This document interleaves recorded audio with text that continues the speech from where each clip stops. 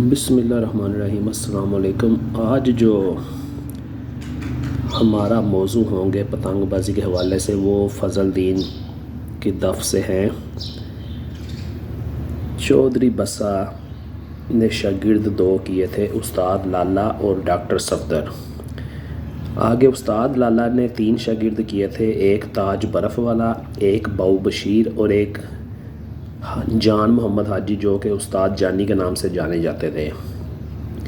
ان میں جو ہے موضوع گفتگو وہ ہے باؤ بشیر۔ یہ آگے میں نے لکھا ہوا ہے مائی نانا۔ یہ اصل میں میرے نانا کے بھائی تھے۔ اندرون لوہاری ان کی رہائش تھی اور یہ بھی بہت ہی نامی گرامی پتنگ بنانے والے تھے۔ ان کی تصویر بھی آگے چل کر میں آپ کو دکھا دوں گا، میرے موبائل میں سیف ہیں۔ تو یہ بھی لگ بھگ کوئی 1904-1905 میں پیدا ہوئے، میٹرک تک تعلیم حاصل کی اور ریلوے ملازم ہو گئے۔ ان زمانوں میں کوئی 8 اور 10 جماعتیں پڑھ لیتا تھا تو وہ اس کو لوگ باؤ باؤ کہتے تھے، تو یہ بھی باؤ بشیر کے نام سے مشہور ہوئے۔ نام ان کا محمد بشیر تھا۔ یہ آپ ان کی تصویر بھی دیکھ لیں۔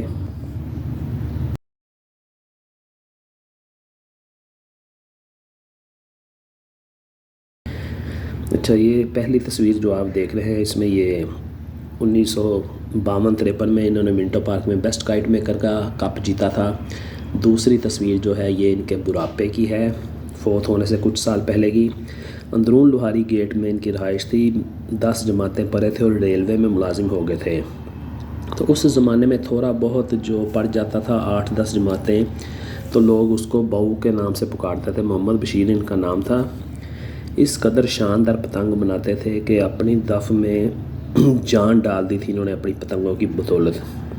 اور میں نے یہ سنا ہوا ہے، یہ مجھے وثوق نہیں ہے، کہ جو بٹ بیٹری والے ہیں انہوں نے جو منٹو پارک میں فائنل میں ایک ہی بندے نے، یعنی کہ بٹ صاحب نے سارے پیچ کاٹ کر وہ فائنل جیتا تھا، وہ انہی کے ہاتھ کی بنی ہوئی پتنگ تھی۔ اب اگر کوئی پرانا سینئر پتنگ باز یا پتنگ ساز ہو تو وہ مجھے گائیڈ کرے، لیکن یہ ہے کہ ان کی پتنگ بنانے کا انداز بھی بالکل نرالا تھا اور اس قدر یہ شاندار پتنگ بناتے تھے کہ پہلے تیلیاں چھیل کر اس کو سرسوں کا تیل لگایا جاتا، پھر اس کو جا کر کسی تندور پہ بہت ہلکے ہلکے سینکا جاتا، پھر ان کی مٹھیاں باندھ کر ساتھ میں پرچی لگا دی جاتی کہ فلاں تاریخ کو فلاں دن کو یہ تیلیاں چھیلی گئی اور ان کو اتنے مہینے یا اتنے سال کے لیے رکھنا ہے۔ کپ کی پتنگ اس قدر شاندار بناتے تھے کہ دیکھنے سے تعلق رکھتی تھی۔ میں اپنے بچپن میں ان کے دوستوں کو دیکھا کرتا تھا، کیونکہ لوہاری گیٹ کے رہنے والے تھے، تو استاد نتھا ان کے بہت زیادہ قریبی دوست تھے اور ایک موری گیٹ کے تھے استاد علا دین۔ استاد علا دین کے پتنگ بنانے کا انداز بھی اس قدر شاندار ہوتا تھا کہ ان کی پتنگ کے بھی اس زمانے میں نام اور ڈنکے بجتے تھے۔ یہ باؤ بشیر صاحب نے اپنی زندگی میں ایک ہی شاگرد کیا تھا، یہ ہے جناب استاد مولوی رفیق صاحب۔ اور باؤ بشیر کی پتنگ کے بھی کیا ہی کہنے، یہ بھی دن میں 2 زیادہ سے زیادہ 4 پتنگیں بناتے تھے اور ان کے جو دوست وغیرہ تھے بہت قریبی، جیسے میں نے آپ کو بتایا کہ استاد علا دین اور استاد نتھا تھے۔ تو جب یہ کپ کے لیے پتنگیں بناتے تھے، ان کی لوگوں کے پتنگیں بنانے کا انداز یہ ہوتا تھا کہ اپنے کسی دوست کے گھر چلے جاتے تھے، ان کا جہاں پتنگ بنانے کا اڈا ہوتا تھا وہاں پر بیٹھ جاتے تھے اور گھر کے باہر کمرے کو تالا لگا دیا جاتا تاکہ نہ کوئی ان کو ڈھونڈتا ان کے قریب پہنچے، نہ ہی کوئی ان کو ڈسٹرب کرے۔ اور یہ ایسا ہی ہوتا تھا۔ یہ میرے نانا جی بھی جب پتنگ بناتے تھے تو خود کو کمرے میں قید کر لیتے تھے، تو جب کھانے کا ٹائم ہوتا تو یہ دروازہ کھٹکھٹاتے، باہر سے تالا کھولا جاتا، کھانا پانی کرتے اور پھر کمرے میں قید ہو جاتے اور باہر سے تالا لگا دیا جاتا۔ یہ پتنگ بنانے میں سالوں کے سال محنتیں کیں، لوگوں نے نام کمائے۔ پھر یہ بانس کی کٹائی ایسے کرتے تھے کہ اگر انہوں نے سارے 5 گٹھی پتنگ بنانی ہے تو اس میں یہ اوپر والے ڈول میں جو ہے ایسی گرہ لے کر آتے تھے کہ جس کو کہتے تھے پنجابی میں گنڈ والی پتنگ، گنڈا والا بانس۔ پھر اس کو اس قدر مہارت سے چھیلتے کہ اس پتنگ کے اوپر والے ڈول کے حصے کو، جسے کہ اپنی زبان میں یہ نر کہتے تھے، اس میں 3 جگہ پہ جو ہے نا اس کا بانس کا جوڑ آتا جس سے پتنگ کی اسٹرینتھ اس قدر زیادہ ہو جاتی کہ ان کے ہاتھ کی بنی ہوئی 4 گٹھی پتنگ کو بھی ٹوٹنے سے بچانے کے لیے پورے منٹو پارک گراؤنڈ کی دوڑیں لگ جاتی تھیں۔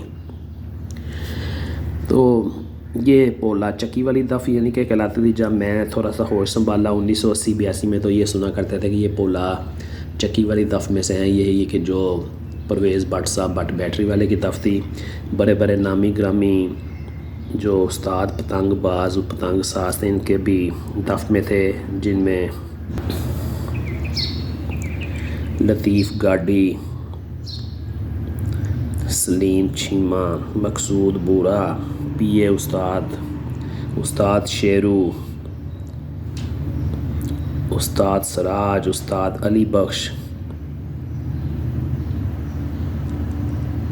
جان محمد جانی۔